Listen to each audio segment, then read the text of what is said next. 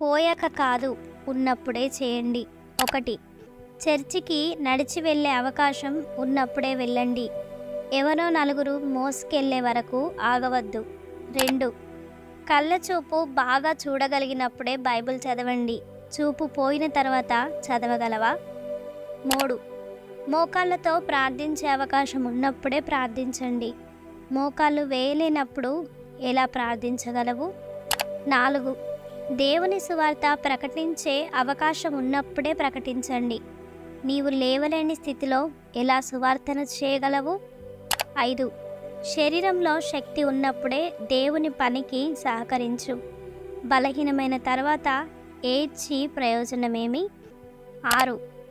ఆకలి ఉన్న వారికి కొంతైనా ఆకలి తీర్చే పని చేయి. ఎవరి ఆకలిని పట్టించుకోకపోతే నీవే ఆకలితో చస్తావు. పోయాక కాదు, ఉన్నప్పుడే చేయండి. 1. చర్చికి నడిచి వెళ్ళే అవకాశం ఉన్నప్పుడే వెళ్ళండి. ఎవరో నలుగురు మోసుకెళ్లే వరకు ఆగవద్దు. 2.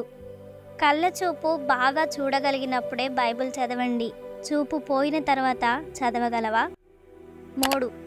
మోకాళ్ళతో ప్రార్థించే అవకాశం ఉన్నప్పుడే ప్రార్థించండి. మోకాళ్ళు వేయలేనప్పుడు ఎలా ప్రార్థించగలవు?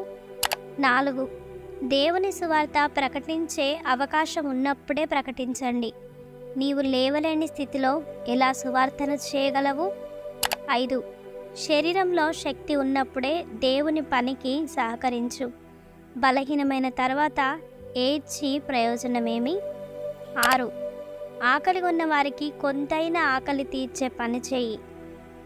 ఎవరి ఆకలిని పట్టించుకోకపోతే నీవే ఆకలితో చస్తావు.